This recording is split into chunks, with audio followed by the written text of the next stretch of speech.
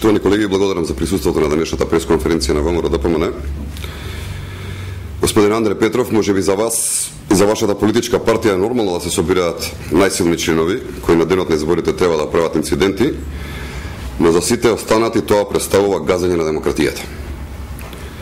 Затоа ние сме обврзани да информираме јавноста дека секојдневно разочарани членови на Социјалдемократскиот сојуз, кои не сакаат да бидат послушници на недемократските и антидржавните планови на Бранко Црвенковски, ни доставуваат нови документи кои го разоткриваат ова темно сценарио.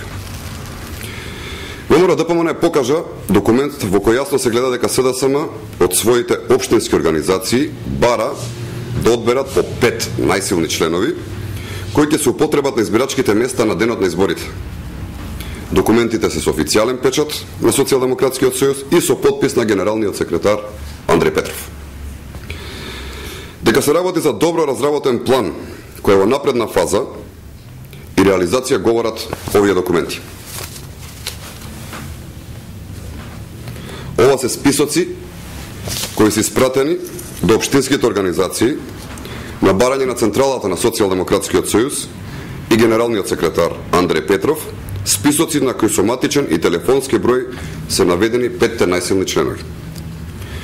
Меѓу другото, на списокот се наоѓаат лица како ТС со надимак Муци, задолжен за избирачко место 576, инаку претходно осуден на казна затвор поради извршено кривично дело, лицето МШ, задолжен за избирачко место 578, учесник во инцидент на локалните избори, СА со надимак Месарот, задолжен за избирачко место 572, познат на полицијата по своето насилничко однесување, лицето МВ со надимак Гаре Гема, попознат како Джери, и Ида викан Джигер, сите учесници во тепачки насилства.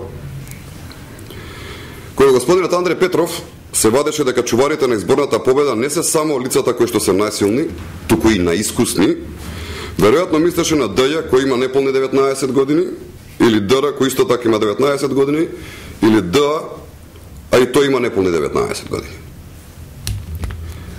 Почитувани, планот на СДСМ за насилство на денот на изборите е обелоденет.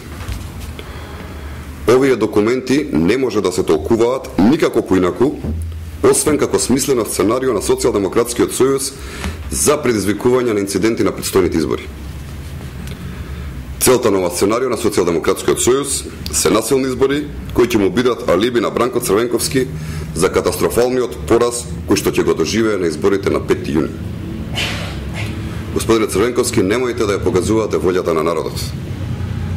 Откажете се од местенките, од плановите за насилство и од конструкциите.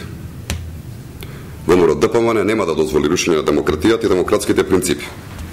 Исто така, нема да дозволиме цела држава да биде заложник на монструозните планови и сценарија на Бранко Црвенковски.